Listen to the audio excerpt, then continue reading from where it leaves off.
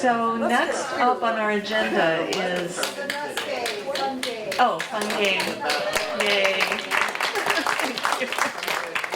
So really, aren't bios going to be really disappointing and boring after this? Just reading a bio? And so I'm not going to. I am going to introduce our speaker, Dave Muhlbauer, who was a county supervisor in Crawford County. And then you may remember that he was the first person to announce against Grassley, and that for reasons that we will probably hear today, withdrew from that race. But I want to tell you what I read about him that just really moved me, especially as being somebody from a small town in a rural farming area. This is what he said about himself as a fifth-generation family farmer. We are the old school farming labor Democrats. We are for that middle class. They forget who the rural Democrats truly are. We're looking out for the little guy. We know there needs to be a safety net for people to get back on their feet. That's the kind of guy that we are going to hear from right now. Hey.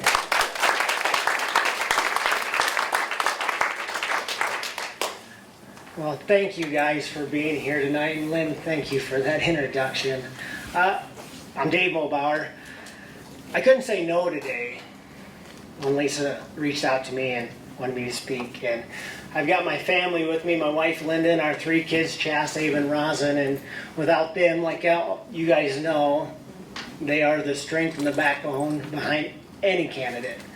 You have to bear with me today. This is my first speaking engagement I've had since I withdrew from the U.S. Senate race. And I come from a family of farmers. We work hard. We've always worked hard. That's all we know. And a family of public servants. My grandpa Louis was a county supervisor in Crawford and became a state representative. My dad, Dan Muhlbauer, was a county supervisor and then became a state representative and served with Lisa. And I followed in their footsteps. I went home, I traded in college loans for egg operating loans and started farming with my dad, and I wouldn't look back. I had 20 great years of farming with him, and we have such an experience of that. But the neat thing, not only did he teach me farming and what it's like to care for the land and our cattle and hogs, and that's our legacy, that's who we are, but I followed him in his footsteps as a supervisor. And it was funny because when he was at the State House, and I was running the farm more so, he'd say, how's the farm going? And I'd say, how's the supervisor going, or how's the State House going? And then when I became elected as a supervisor, he'd say, hey, what's happening at the courthouse? What are you guys working on today? Well, we worked on that back then. And, similar stories, but two different worlds of farming and politics. But our hearts always, my family's hearts have always been in making our community, doing our part while we can to make the difference today, really for the next generation, for their future. And I stepped out of the U.S. Senate race because, like I said, we're a very close-knit family farm operation. And Chas and I, we were on our way to Humboldt, and I had a phone call from my brother-in-law, Robert, and our little nephew, Jed, 4 years old, got in a skid loader accident and passed away. And we turned around and we headed straight back, and it's deeply, deeply cut our family. I mean, it hurt. It still hurts. But I said yes to you today, Lisa, because this is community. It's people like you showing up today that lifted us up when we needed lifted up.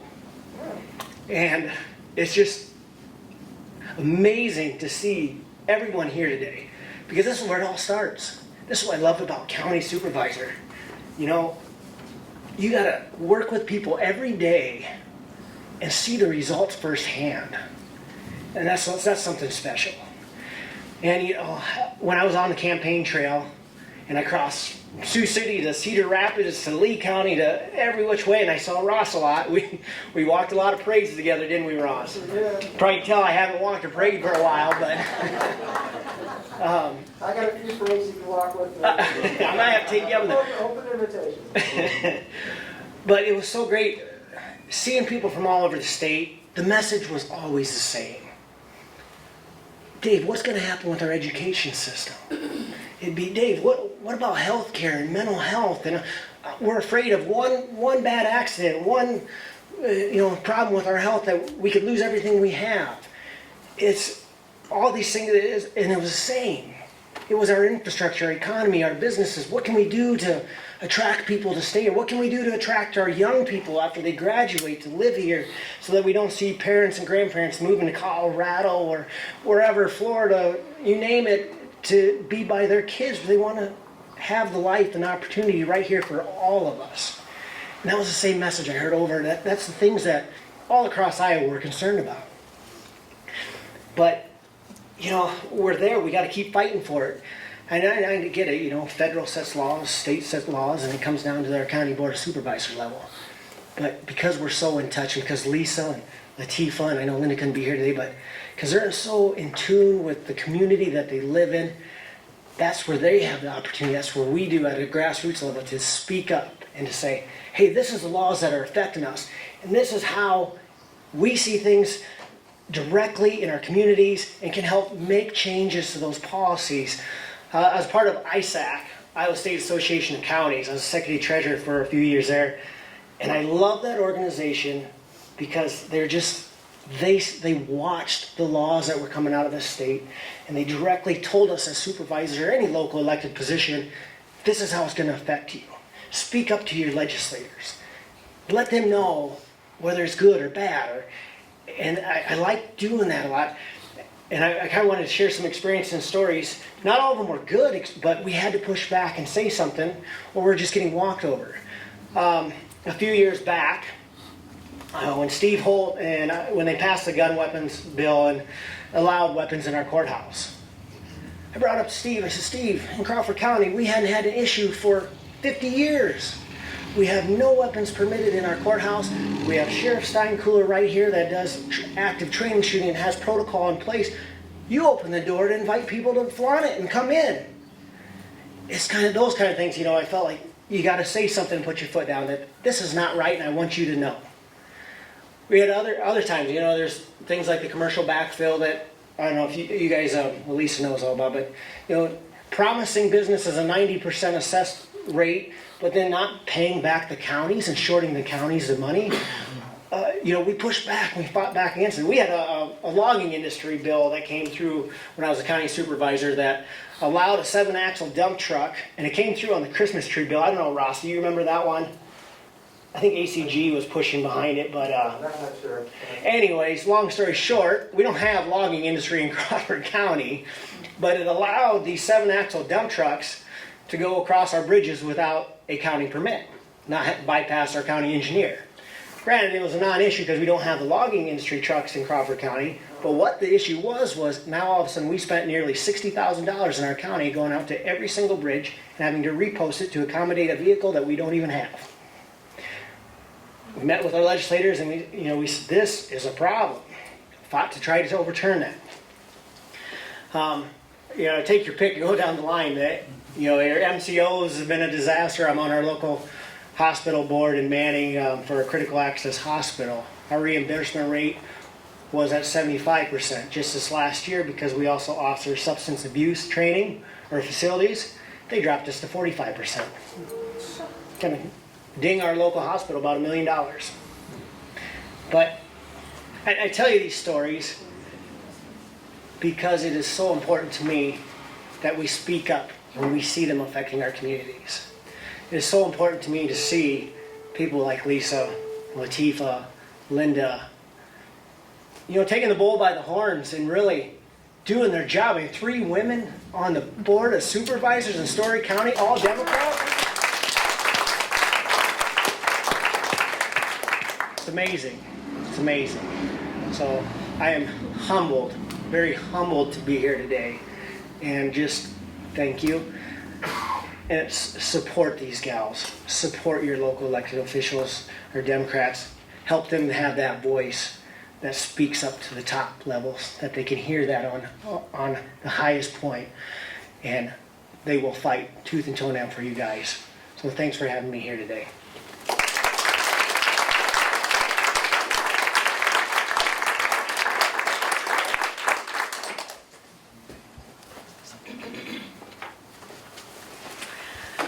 That was fantastic. Thank you so much, Dave. I do want to add to that we sometimes become complacent. We're lucky to live in this little bubble near Ames, but you go every concentric circle 8 to 10 miles outside of Ames, it gets more and more conservative, more comfortable to not vote for Democrats. So we have to make sure that we keep our elected officials that work hard for us in office. Again, you can look at this race and say only one Republican even bothered to stand up against these two women that are running, but we have to take every race seriously and work hard. So make sure that you sign up for yard signs, sign up to make those calls. We're not passing the hat, but we sure as heck want what would go in that hat. So there's a basket over there. I have a hat. You have a hat. That's great. There's also a hat over on the piano. So make sure that you do participate. I know that I'm preaching to the choir here, but get out and talk to your neighbors and get people involved. Now, I think we'd like to hear from Lisa. So again, no bios necessary because we know a whole lot about her that we didn't know before.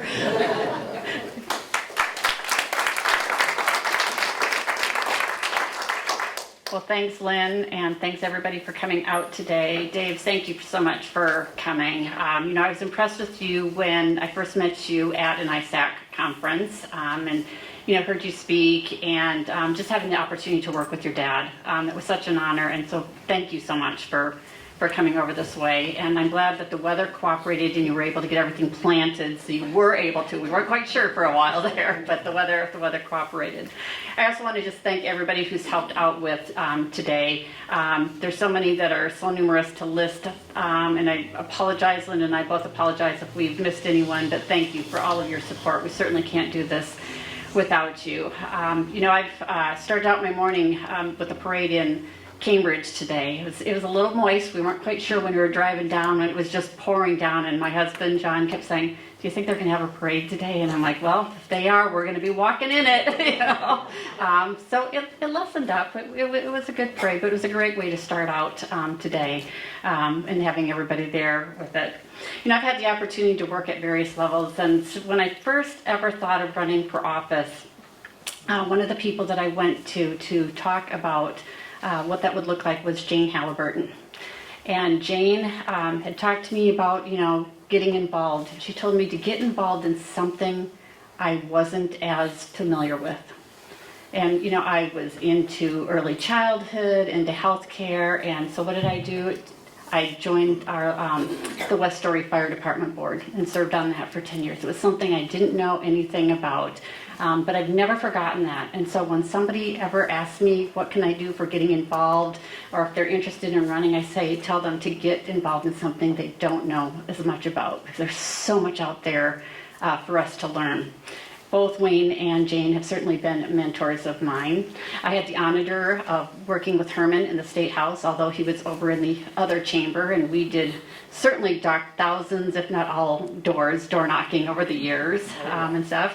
Would have liked to work with Ross, but when I stepped down, it was awfully great to pass the torch on to somebody who I knew had the confidence and the ability to step into that particular role, because there's certain things that I worked on that were near and dear to my heart, and to see those things still being addressed. But I certainly have a great honor right now to work with Linda and Latifa.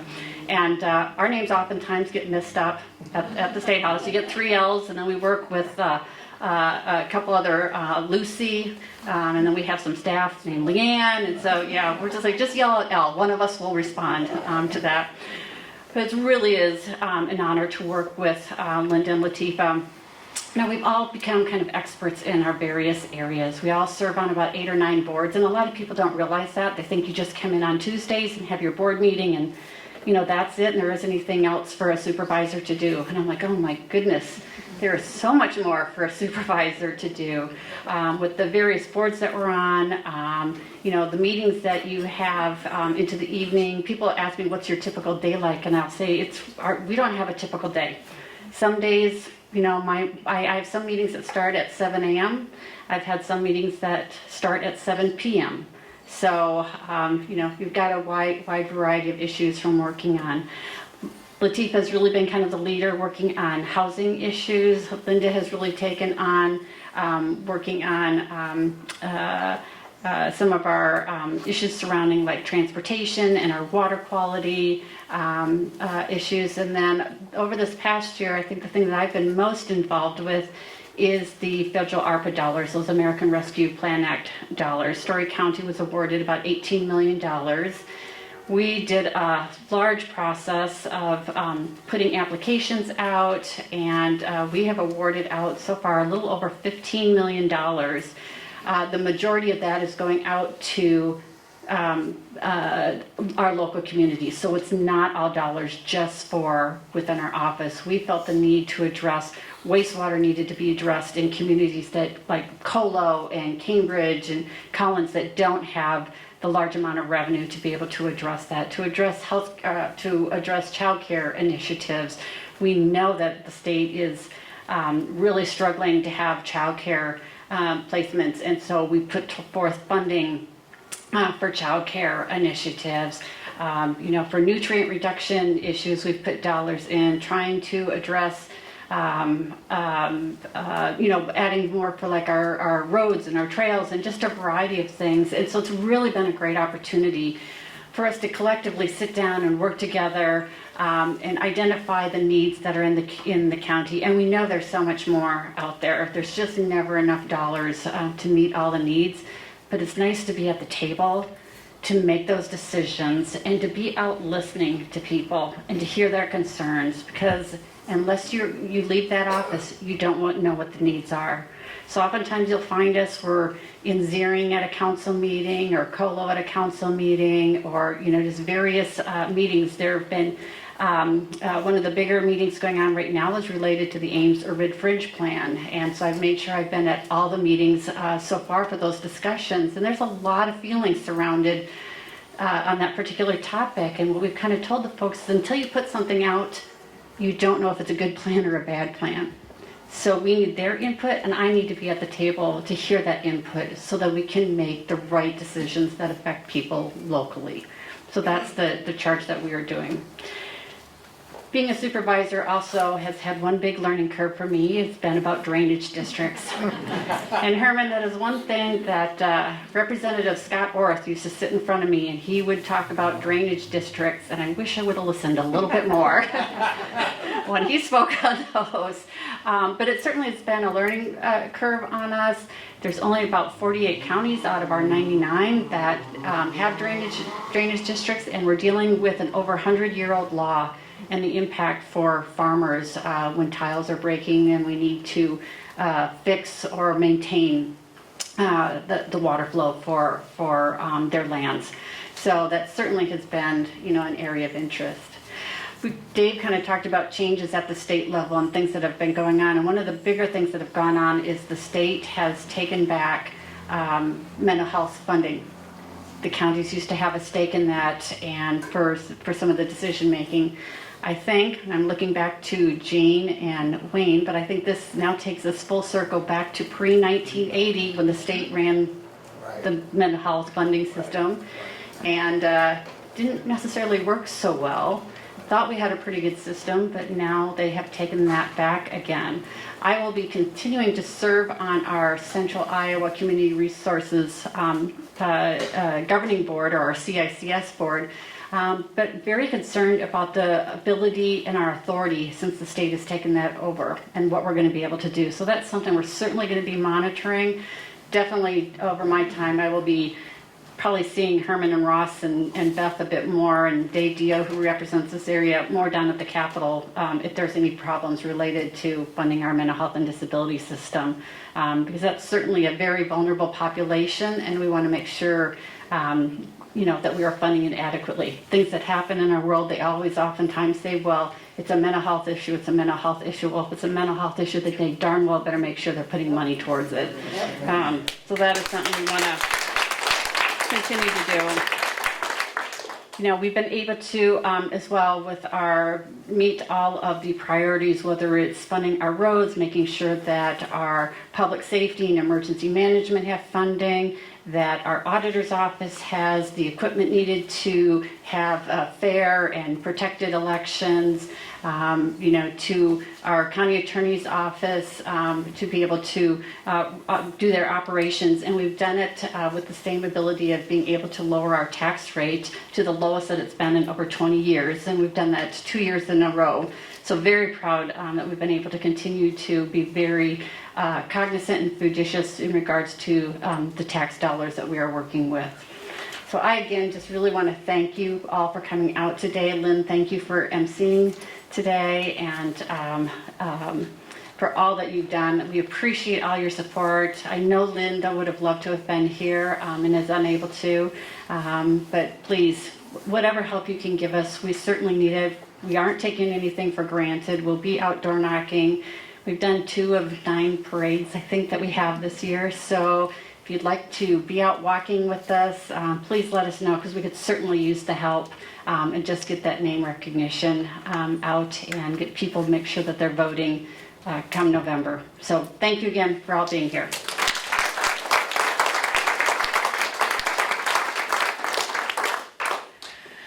So I'm glad that I did not ask my drainage district question that is actually on that list. It was, what is your favorite drainage district in Story County? Which I thought you probably couldn't answer, but I also thought it wasn't fair to put you on the spot and pick just one. So remember the rules. Food has to be gone. Prizes have to disappear from the piano, and you have to get engaged in this campaign. We are not taking it for granted, as Lisa just said. We do need to work hard. We need to show that Democrats are alive and well in Story County and that we care about everyone in Story County. And the best way to continue to do that is to have these 3 women continue to represent us in the courthouse. So thank you to Lisa, to all the elected officials, and to all of you for what you have done and what you are about to do. So thanks very much.